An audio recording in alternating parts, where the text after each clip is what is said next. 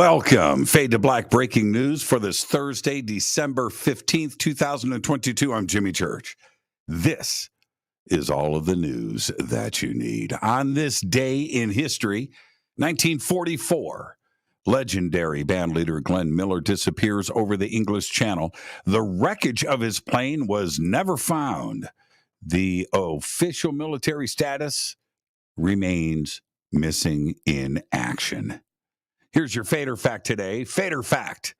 During World War II, pilots in North Africa would wrap Coca-Cola bottles in wet towels and then attach them to the wings of their aircraft before takeoff.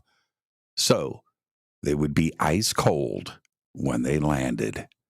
And that is your Fader Fact. Breaking news. All of this happening right before showtime. This is truly breaking news.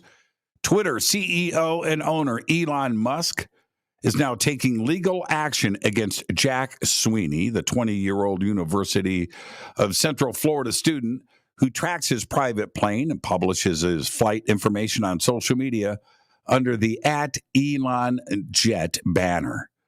Musk announced his intentions on Twitter yesterday evening after the show broadcast, and the social media platform permanently suspended @ElonJet and that account and Sweeney's personal account.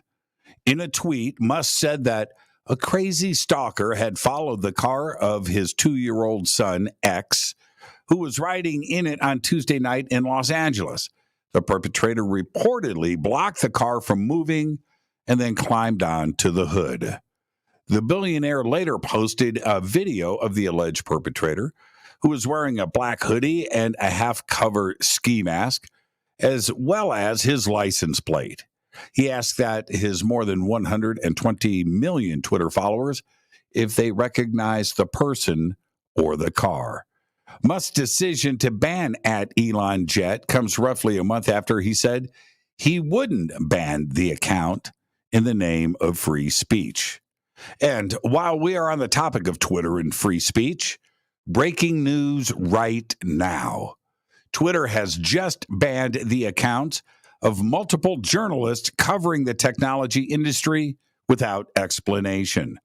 Accounts belonging to CNN's Donnie O'Sullivan, the New York Times' Ryan Mack, the Washington Post's Drew Harwell, and several other tech journalists were all just abruptly suspended. The account of progressive independent journalist Aaron Rupar was also banned. All in free speech. NASA's Juno spacecraft is gearing up for the first of a series of close encounters with the most volcanic place in the solar system. Juno will fly by Jupiter's moon Io starting today, Thursday, December 15th. The maneuver will be one of 9 flybys of Io made by Juno over the next year and a half. 2 of the encounters will be from a distance of just 930 miles above the moon's surface. The Juno spacecraft has been orbiting Jupiter since 2016 and is focused on performing flybys of Jupiter's moons during the extended part of its mission, which began last year and is expected to last through 2025. Also, more breaking news. An uncontrolled coolant leak on a Russian-built Soyuz spacecraft docked right now at the International Space Station has damaged the crew capsule. All of this announced by Russia's space agency Roscosmos. And in the statement, it said that yesterday, a violent coolant leak on Russia's Soyuz MS-22 spacecraft currently docked at the International Space Station was detected while Expedition 68 cosmonauts were preparing a spacewalk outside of the ISS. The EVA was called off after they were in their spacesuits and beginning to depressurize in the airlock.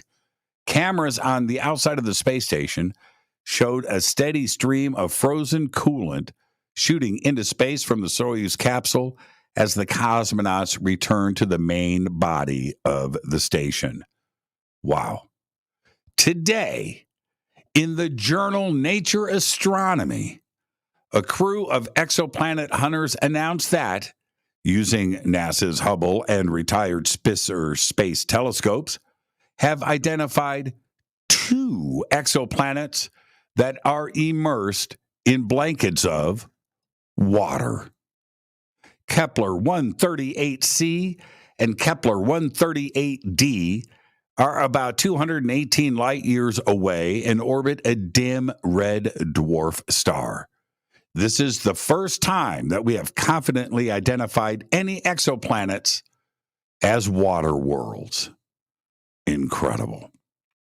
China's new space station has officially opened for business in an increasingly competitive era of space activity.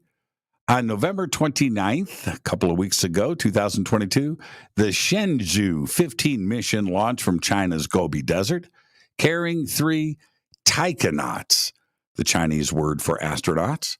6 hours later, they reached their destination, China's recently completed space station called Tiangong, which means Heavenly Palace in Mandarin. The 3 taikonauts replaced the existing crew that helped wrap up the construction of the space station. With this successful mission, China has just become the 3rd nation to operate a permanent space station.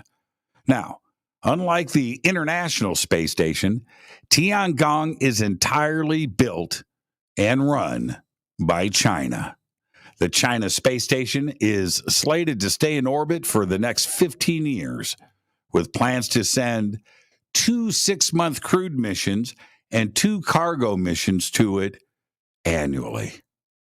And that's it. That's your Fade to Black breaking news. All the news you need for this Thursday, December 15th, 2022.